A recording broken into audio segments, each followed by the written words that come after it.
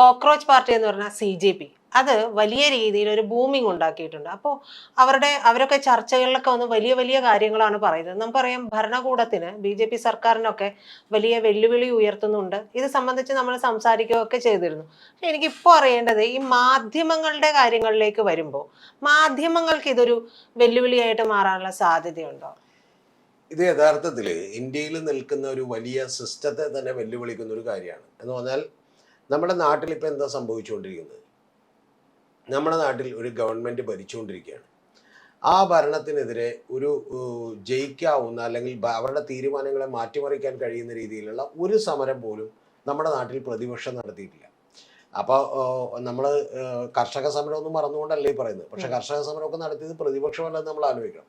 അതായത് ഇന്ത്യയിലെ പ്രതിപക്ഷത്തിന് തെരുവിലിറങ്ങി പലപ്പോഴും സമരം ചെയ്യാൻ കഴിഞ്ഞിട്ടില്ല. അത് ഇന്ത്യ മുന്നണിയുടെയും വിശിഷ്യ കോൺഗ്രസിൻ്റെയും ഒക്കെ തന്നെ വലിയ പരാജയമാണ്. അവരുടെ റോള് പോലും കൃത്യമായി നിർവഹിക്കുന്നില്ല.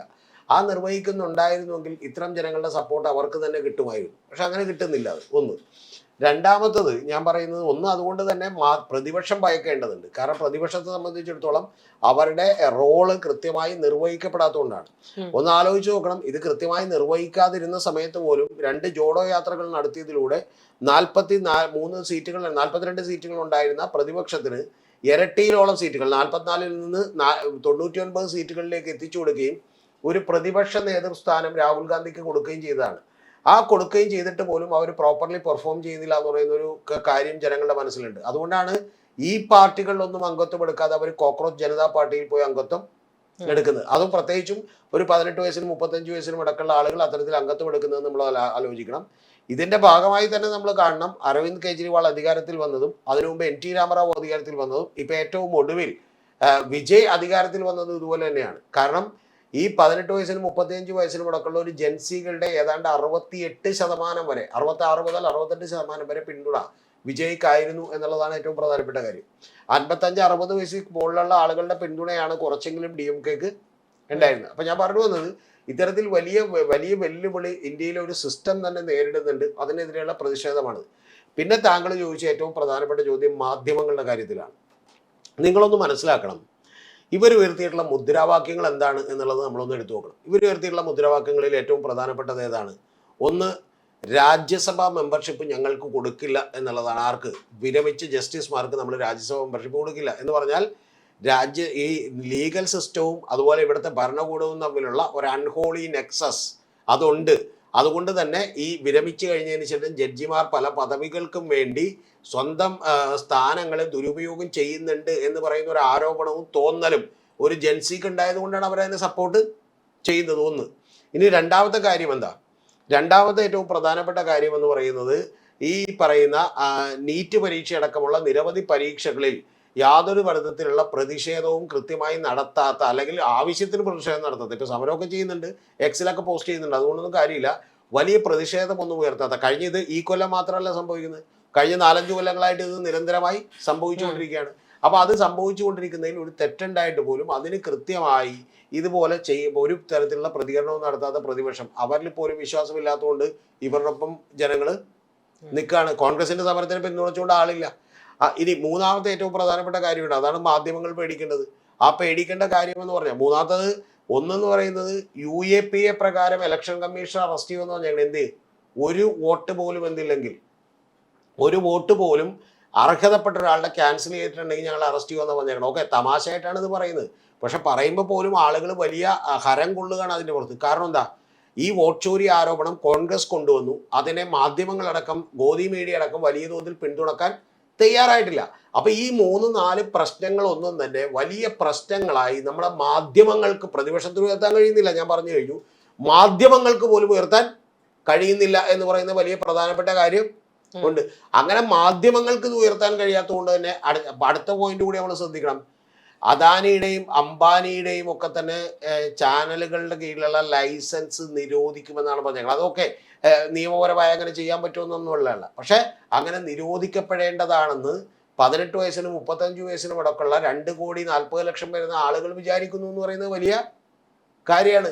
ഇനി അടുത്തൊരു വാചകം കൂടിയുണ്ട്, അതാണ് ഞാൻ പറഞ്ഞ മാധ്യമങ്ങൾക്കെതിരെ കൂടിയുള്ള വലിയ പ്രതിഷേധമാണ്. എന്താണ് അടുത്ത വാചകം? അടുത്ത വാചകം എന്ന് പറയുന്നത് ഈ പറയുന്ന ഗോദി മീഡിയയിലെ അവതാരകരുടെ ബാങ്ക് അക്കൗണ്ടുകൾ പരിശോധിക്കുന്നതാണ്. ഈ രണ്ടിനും എങ്ങനെയാണ് ഒരു സോഷ്യൽ മീഡിയയിൽ ഇത്രയും വലിയ ഹൈപ്പ് ഉണ്ടാകുന്നത്? എങ്ങനെയാണ് ഇത്രയും വലിയ പിന്തുണ ഉണ്ടാകുന്നത്? യഥാർത്ഥത്തിൽ ഇവിടെയുള്ള മാധ്യമങ്ങൾ മനസ്സിലാക്കേണ്ട കാര്യം, നിങ്ങളുടെ ക്രെഡിബിലിറ്റി വളരെ വളരെ വളരെ കുറഞ്ഞിരിക്കുന്നു. ഇത് ഭരണകൂടത്തിനെതിരെ മാത്രമുള്ള ഒരു പ്രതിഷേധമല്ല.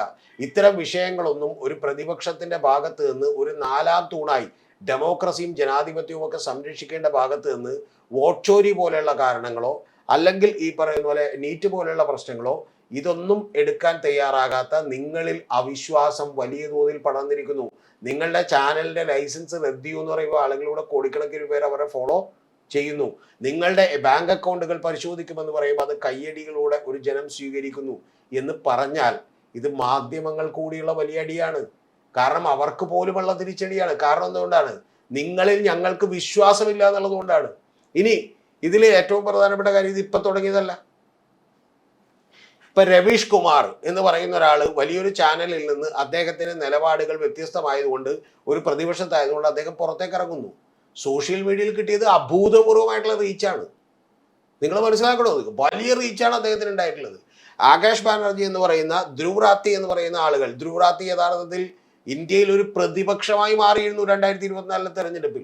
യഥാർത്ഥ പ്രതിപക്ഷം അവരായിരുന്നു. കാരണം ഒരു രാഷ്ട്രീയ പാർട്ടിയും ഇലക്ട്രൽ ബോണ്ടിന്റെ പ്രശ്നങ്ങൾ ഉയർത്തിയില്ല. പക്ഷേ ഇലക്ട്രൽ ബോണ്ടിന്റെ പ്രശ്നങ്ങൾ ഉയർത്തിക്കൊണ്ട് ധ്രുവ് റാത്തി വീഡിയോ ചെയ്യുന്നു. ദ ഡിക്റ്റേറ്റർ എന്ന് പറഞ്ഞുകൊണ്ട് തെരഞ്ഞെടുപ്പുകൾ ഈ പറയുന്ന കിങ് ജോങ് ഉന്നിന്റെ കൊറിയയിൽ പോലും നടക്കുന്നുണ്ട്. അതുകൊണ്ട് തെരഞ്ഞെടുപ്പുകൾ നടക്കുന്നത് കൊണ്ട് മാത്രം ഒരു ഭരണകൂടം ഒരു കാരണവശാലും നിഷ്പക്ഷമാണ് എന്ന് പറയാൻ കഴിയില്ല എന്ന് പറഞ്ഞുകൊണ്ട്, അല്ലെങ്കിൽ ജനാധിപത്യമുണ്ട് എന്ന് പറയാൻ കഴിയില്ല എന്ന് പറഞ്ഞുകൊണ്ട് ഒരു വീഡിയോ ചെയ്തു. കോടിക്കണക്കിന് ആളുകളാണ് അത് കണ്ടത്. 7-8 കോടിയോളം ആളുകളിലേക്ക് അത് എത്തുകയും 100 കോടി ആളുകളിലേക്ക് ഫേസ്ബുക്കും മറ്റു മാധ്യമങ്ങളും വഴി എത്തുകയും ചെയ്തു. വലിയ റീച്ചാണ് ഉണ്ടായിട്ടുള്ളത്. ഇലക്ട്രൽ ബോണ്ടിന്റെ കാര്യത്തിൽ മാധ്യമങ്ങളൊന്നും തന്നെ ആ വിഷയങ്ങൾ ഉയർത്തിക്കാട്ടിയില്ല. ഏതാനും ചില ഓൺലൈൻ പോർട്ടലുകൾ ക്വിൻറ്റും മിൻറ്റും അതുപോലെ തന്നെ വയറൊക്കെ പോലുള്ള ആളുകൾ ഉയർത്തിക്കാട്ടി. അതിനെ സംബന്ധിച്ച് ഇതുപോലെ ധ്രുവ് റാത്തി 2 വീഡിയോകൾ ചെയ്തു. ഒന്ന്, അതിലുള്ള, നിങ്ങളൊന്ന് ആലോചിക്കണം, അതിലുള്ള ബാക്കിയുള്ള ആളുകളുടെ അഴിമതികളെ കുറിച്ച്, അഴിമതികളുടെ കൊള്ളയാണ് എന്നുള്ളതിനെ കുറിച്ച് വലിയ വീഡിയോ ചെയ്തു. അത് അവിടെ നിൽക്കട്ടെ.